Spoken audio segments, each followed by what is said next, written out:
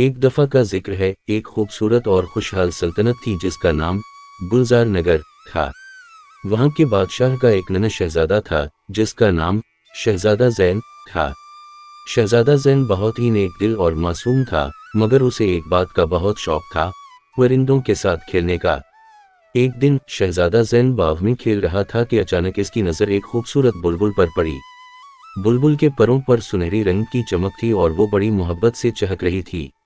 زین نے اسے پکڑنے کی کوشش کی، مگر بلبل بولی، مجھے مت پکڑو شہزادے، میں جادوئی بلبل ہوں اور جو بھی مجھے آزاد کرے گا اس کی ایک خواہش پوری کروں گی۔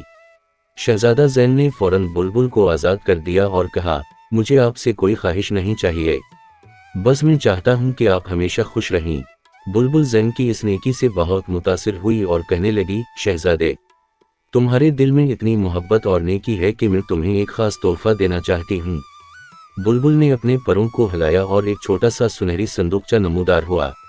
اس صندوقچے میں ایک جادوئی ہار ہے۔ بلبل نے کہا، جب بھی تم کسی مشکل میں پڑو گے اس ہار کو پہن لینا اور سب کچھ ٹھیک ہو جائے گا۔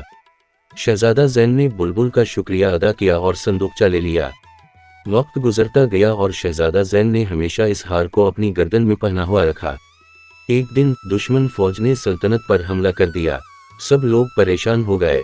شہزادہ زین نے فوراً جادوئی ہار کو چھوا اور ایک عجیب سی روشنی چاروں طرف پھیل گئی۔ دشمن فوج کا حملہ رک گیا اور سب کے دلوں میں محبت اور امن بھر گیا۔ بادشاہ اور سلطنت کے سب لوگ شہزادہ زین کی نیکی اور بہادری کو سلام کرتے رہے۔ بلبل دوبارہ آئی اور کہا، شہزادے، تم نے ثابت کر دیا کہ محبت اور نیکی ہی سب سے بڑی طاقت ہے۔ یوں شہزادہ زین اور اس کی سلطنت ہمیشہ کے لیے خوشحال اور محفوظ ہو گئی۔